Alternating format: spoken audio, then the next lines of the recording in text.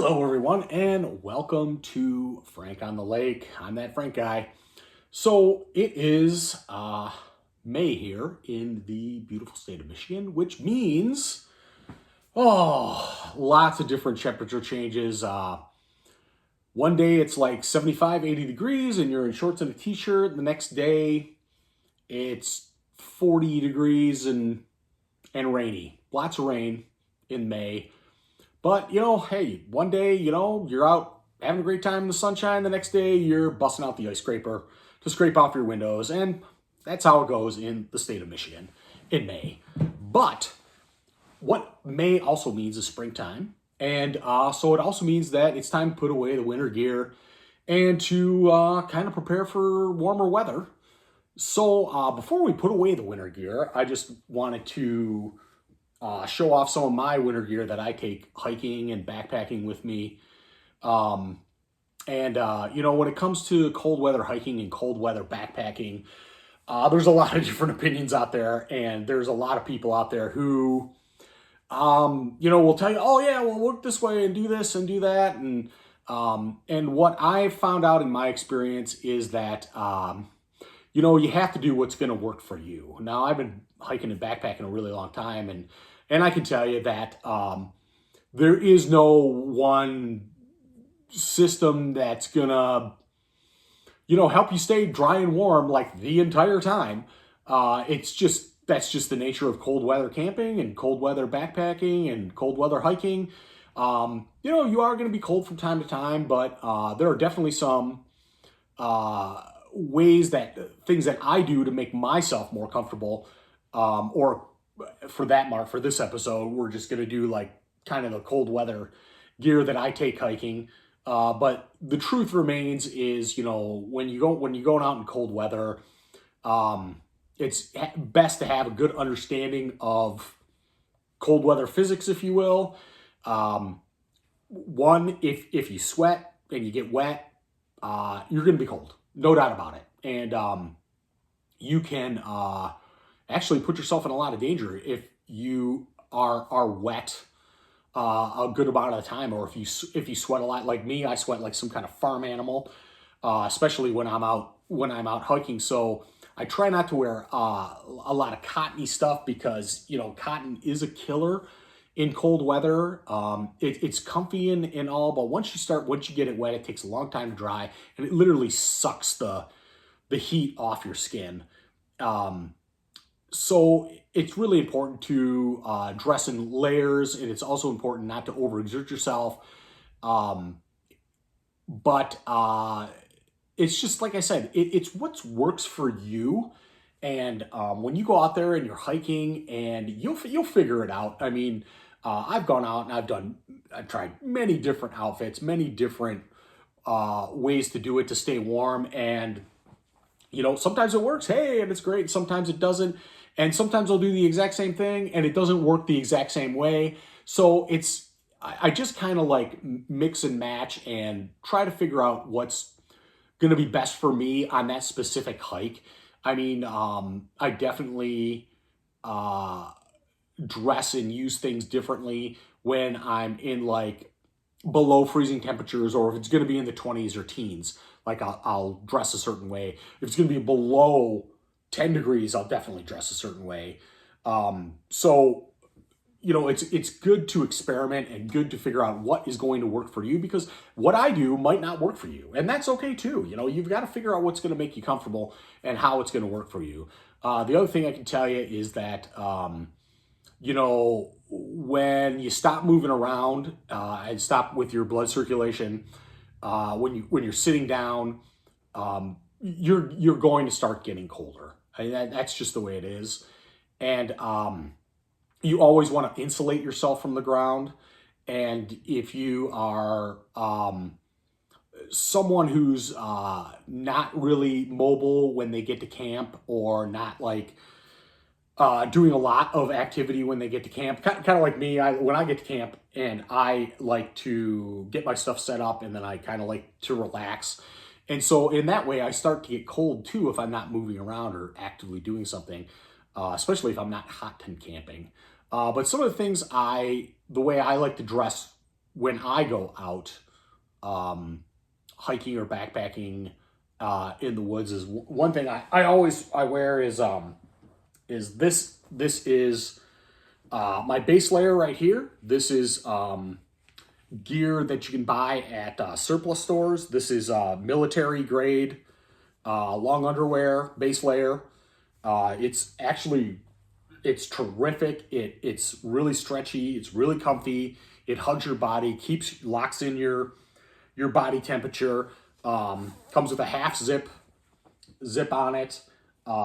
Usually, what I do is when I wear bottoms, that's pretty much all I wear is the bottoms. But underneath the zip up, I'll wear something like this, which is kind of like a synthetic long sleeve with a mock turtleneck. One of the things that I've noticed is when I'm out in the cold weather, and as soon as I get that blast of cold air that goes down the back of my shirt, it's game over. I will be cold the entire time. So I do a lot of things to make sure that that doesn't happen to me. One of the things I do is I wear like a good balaclava or a good neck up that really tightens up around my neck, so it keeps me nice and warm. This one actually is from Refrigerator, which is a great company. I thoroughly recommend them. You can check out their website. They make all kinds of great products.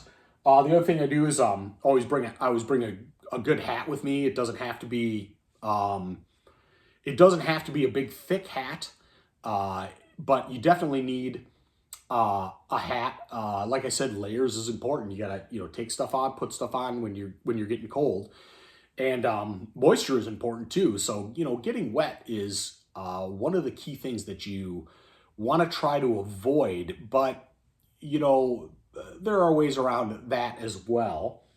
So when I do get ready to get dressed, I put on my base layer first, my long underwear first, and then I usually wear a pair of wool socks. These are Carhartt wool socks. They're not too bad. They're pretty comfy, and they keep your feet relatively warm.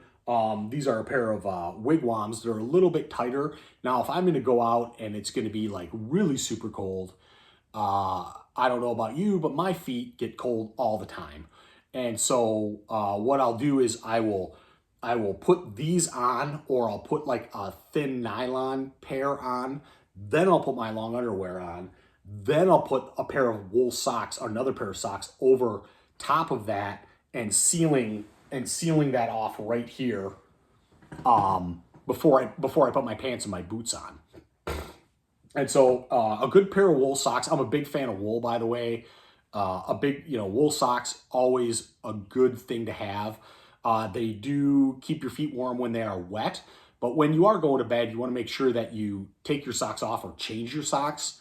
And then when you take them off and you get in your sleeping bag, just put them in your sleeping bag, and they will dry out by the time you wake up. It's something it's just a trick that I've learned how to do, and it actually works really well for me. But a good pair of wool socks is great. And also, change your socks often. I can't emphasize this enough. It really, really makes a difference. And when you're cold weather hiking and cold weather camping, it's something that will make a huge difference in your comfort level, especially if you get cold feet like me. So the other thing I make sure I have with me is when I am cold weather camping is these are the boots that I wear, the hiking boots that I wear, especially when there's a lot of snow on the ground. These are made by a company called Baffin, and they make great boots. This got a great insert in it. It comes straight out. It dries relatively quickly in your tent. If you put them in your sleeping bag with you, they do dry out. Now, I've had pluses and minuses with different type of hiking shoes. I try to stay away from the Thinsulate stuff, just because it doesn't really help me out. But this is definitely the boots I wear, especially if there's snow on the ground. This keeps my feet nice and warm. They are a little big and bulky, and they can be tough to hike with, but they do fit pretty well into a snowshoe. And but Baffin makes great products. So if you do get a chance, check them out. They have a multitude of boots. This one actually here is like their best seller. And it's it's rated at negative 20 degrees. Me personally, I have never had a problem with them. They work really, really well. So the other thing I like to do is when I get my base layer on, I go with a pair of wool pants. So I'm a big fan of wool. I like wool pants a lot. And these are the Cabela. These are from Cabela's, and they're not bad. I'm a little since I've been using them. They advertise these as the wind stopper pants. Quite frankly, I don't think they stop that much wind, but they do dry out really fast, and they are really comforty wear. They're not very bulky. They've got really good pockets with them. They go really good with a belt. They have really thick belt loops on them, which is terrific. I like these a lot. They now I when I go like more like snowmobiling or something like that, I'll wear like Carhartt bibs, which actually work pretty good to stop wind. But when I'm out hiking, but bibs are really bulky and they're really and they're heavy. At least these are pretty lightweight, and they do the job. They really keep you warm, especially when you're sitting around the fire. They do keep you pretty warm.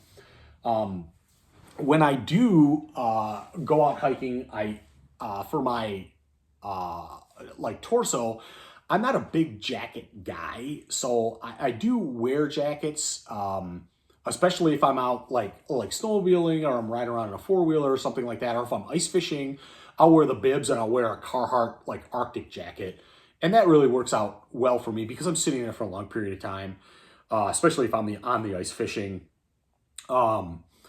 Or if I'm going and I know it's going to be really snowy and it's going to be really like brutal conditions, I will put the Carhartt stuff on. But like I said, the jackets are big and bulky. I do also carry like this really compressible goose down jacket, which is something that I can take on and throw on for an extra layer of warmth. But like I said, I try to stay away from jackets. I'm just not that big of a fan of them. So one of the things that I do is I always take a wool sweater with me because I love wool and wool sweaters are great. This one is from the Better Sweater Company. I bought this in Homer, Alaska on the Homer Spit. This is a great backpacking sweater. Adds a layer of adds a great layer to you. But the one thing I have a problem with wool sweaters is that they're not very big on wind stoppage. So one of the tricks that I've learned is to either wear like a pullover fleece underneath it, and then that helps to stop the wind a lot. But if to replace a jacket, I usually will do like a shirt jack, or I do this is a double sweatshirt from Refrigerwear, and this thing's fantastic. This thing is it's really, really thick. It's quilted on the inside, and it's a double sweatshirt. And yes, it is made a lot of cotton. But I will tell you that I have been in some pretty extreme weather with this thing overnight, and this does a terrific job. I mean, does it get wet? It does, but quite frankly, I really can't complain on how that has performed. The one thing that I do, like I said, I like wool. So one of the other things I do is can't really see it. This one's off camera a little bit. The other thing I do is I'll do a shirt jack like this, and shirt jackets are pretty cool. I really like it. It's really thick. It's really thick wool. It's very durable. Definitely wind stopper. And this one is actually from the Columbia company, which I'm not a big fan of Columbia, but when you find a product that works, or when you find, I should say, an item from a company that works for you, this works really well. So basically, that's kind of what I do is when I gear up to go out and go out in the woods, especially in the snow, is you always want to have a good base layer. You always want to bring extra wool socks with you. Always want to have a good pair of boots. And I can't emphasize this enough. Wool is, at least for me, the way to go.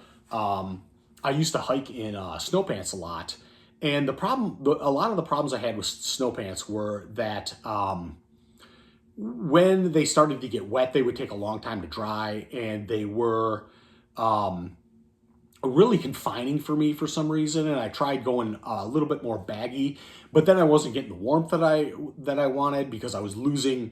There was just too much loft, and then when I would go thinner, I didn't have enough loft, and so that's why I really enjoy the wool pants, is because I've got that loft, I've got that wool. They don't really they dry really quickly. They don't really have a there's not a lot of there's like movability to it, bagginess to it, but they work really well. I mean, for me, and some people, sometimes that stuff doesn't work for other people. But for me, it works pretty good. I mean, I've been going through a lot of changes with how I get my cold weather system down, especially when I'm going backpacking. I'm doing like a few overnights, and everybody's like synthetic, and it does work, and I do okay with it, but I just always, for some reason, I just always go back to wool. I don't know why. It's just what works for me, and that's kind of what you got to do, is what works for you. Also, remember, moisture, man, that'll crush you. So, bring a shell jacket with you if you're questioning it. It's better, especially in cold weather camping. It's better to have too much gear than not enough.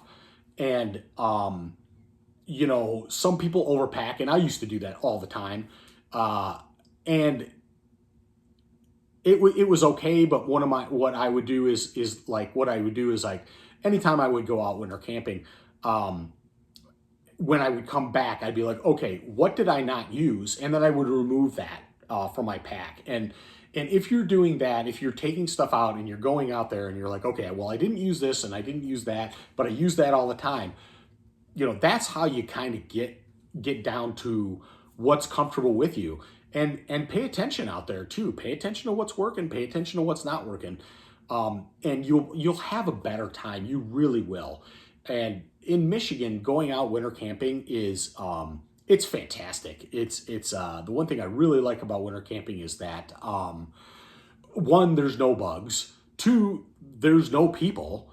And three, yeah, you got to pack a little bit more extra gear, but it's worth it, because a lot of people seem to be afraid of winter camping, and I can't figure that out for the life of me.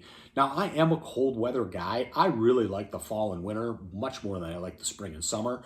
I mean, they do. I like a lot of different parts of both types of seasons in their environments. However, if I'm going to lean toward one, fall is by far my favorite. Winter's my next favorite. Summer is probably my third, and spring is probably my fourth. So right now we're in the spring. It's probably my least favorite time of year, just because it's hot and cold, wet and dry, and I don't mind being wet, and I don't mind being cold.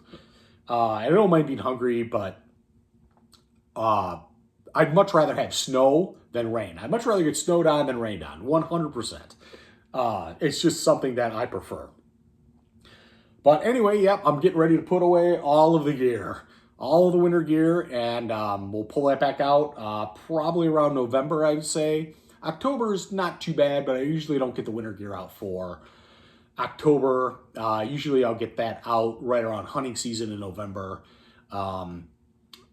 just to get it all washed and cleaned and ready to go for the season.